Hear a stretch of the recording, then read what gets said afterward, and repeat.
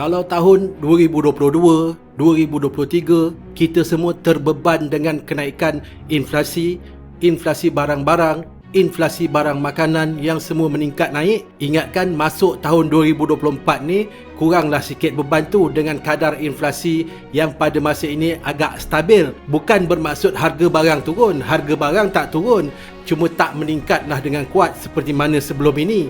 Tapi nampak gayanya 2024 ini kos sara hidup kita juga akan terus meningkat lagi, iaitu kerajaan akan memperkenalkan beberapa cukai baru, menaikkan cukai lama, membuat penarikan subsidi dan juga akan berlaku kenaikan tarif. Alright, jadi yang pertama sekali berkenaan dengan cukai baru.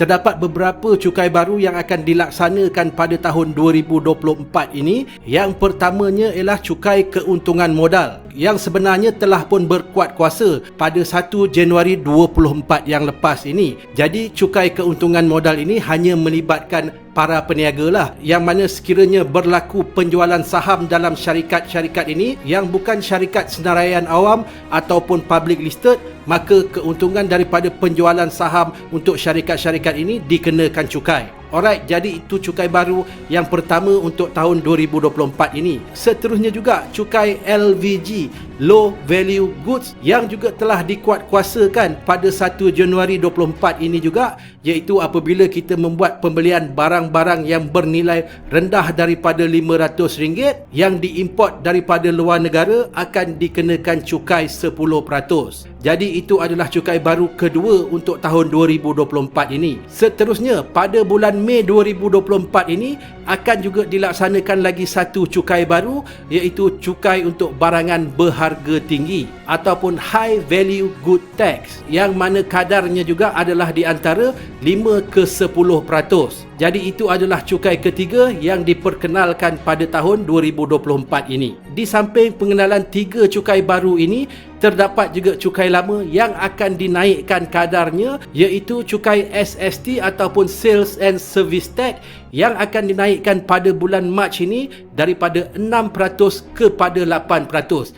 Jadi kita dapat melihat dekat sini 3 pengenalan cukai baru dan 1 kenaikan cukai lama berlaku dalam tahun 2024. Alright, seterusnya bukan sahaja cukai, malahan akan berlaku juga perubahan dari sudut subsidi, yang mana akan berlaku penstrukturan semula subsidi petroleum yang dijangka akan berlaku pada pertengahan tahun 2024 ini. Jadi penstrukturan semula subsidi petrol ini adalah kesinambungan sebenarnya daripada penarikan subsidi untuk telur dan ayam yang berlaku pada tahun lepas. Jadi itu adalah perkara yang kedua.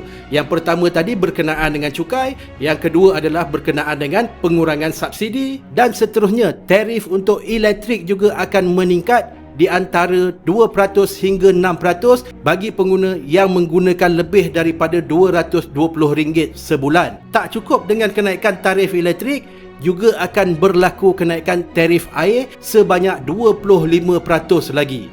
Jadi itulah apa yang sedang berlaku dan apa yang menanti kita untuk tahun 2024 ini. Pengenalan cukai baru, kenaikan cukai lama, penarikan subsidi dan kenaikan tarif. Jadi dengan semua yang dilakukan oleh kerajaan ini, apakah yang boleh kita jangkakan? For sure, yang pertamanya kita boleh menjangkakan kesan ke atas inflasi, iaitu apabila berlaku peningkatan kos dari sudut pengeluaran, maka peningkatan dalam kos itu akan menyebabkan berlakunya peningkatan dalam harga jualan untuk barang-barang, yang seterusnya meningkatkan harga yang kita perlu bayar sebagai pengguna. For sure, ia akan meningkatkan inflasi. Dan harus juga kita ingat bahawa pada masa ini ringgit Malaysia berada dalam keadaan yang sangat-sangat lemah, iaitu pada masa ini $1 bersamaan dengan paras 4.7 lebih. Jadi kejatuhan dalam ringgit Malaysia ini juga menyebabkan kos untuk kita mengimport barang-barang daripada luar juga meningkat naik. Jadi ini juga terus meningkatkan tekanan inflasi. Jadi finally, pada pandangan saya, sekiranya perbelanjaan kerajaan untuk subsidi itu tinggi, maka kurangkanlah subsidi supaya perbelanjaan subsidi ini dapat diturunkan.